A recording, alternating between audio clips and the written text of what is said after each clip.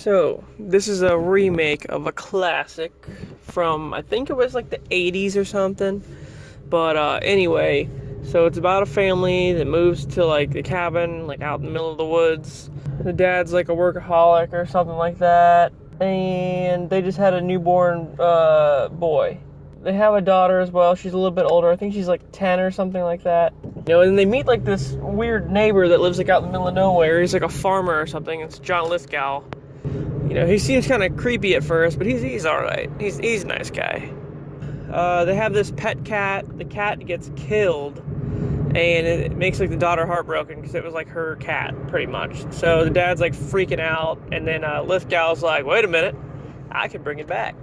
And then he's like, "Wait, what?" And he's like, "Yeah, man." And so like they go to like this sketchy, I don't know. It's like a foggy like field or something like that.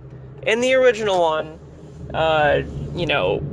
there's a pet cemetery, okay, out in the middle of these woods. And if it was built on an ancient Indian burial ground, so whatever you bury there gets pretty much possessed by a demon and comes back. It's not quite the same thing that it was, but now it's like demonic. So anyway, that's the original one. And this one, they take the cat to this field beyond the pet cemetery, which I don't even know why they called the movie Pet Sematary, because they didn't bury anything in it. They buried it in the field behind the pet cemetery, which is stupid. So they bury the damn cat. It comes back later that night. It's all bloody and fucked up, but it's like there. It's like a zombie cat. And the daughter doesn't know any different, but the dad's like, wait a minute, what the fuck? Then they're having a birthday party for the daughter, and, they live off this fucking private road or whatever. It's like a highway or something out in the middle of nowhere, and, like, no traffic's ever out that way. But, the daughter goes, I think she, like, drops, like, some kind of, like, bouncy ball or some shit out in the road and goes after it like a dum-dum, and here comes a semi. Now, in the original one, it was the little boy, like, the younger of the two or whatever, that gets killed. In this one, they flip-flopped it, Shyamalan style, with a twist, and the daughter dies.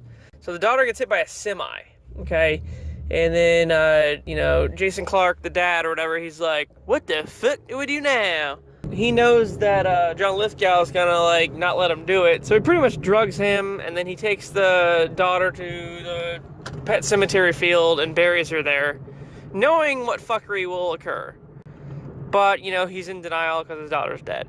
So the daughter comes back as a demon, and he doesn't tell the wife at first, but then the wife finds out and moves out and takes the son. She's like, fuck you, bro. But then the daughter kills John Lithgow, and they have, like, this giant standoff where the mom gets killed, and then it boils down to where, like, the dad has to kill the daughter, but then he gets killed by the mom, who's now possessed.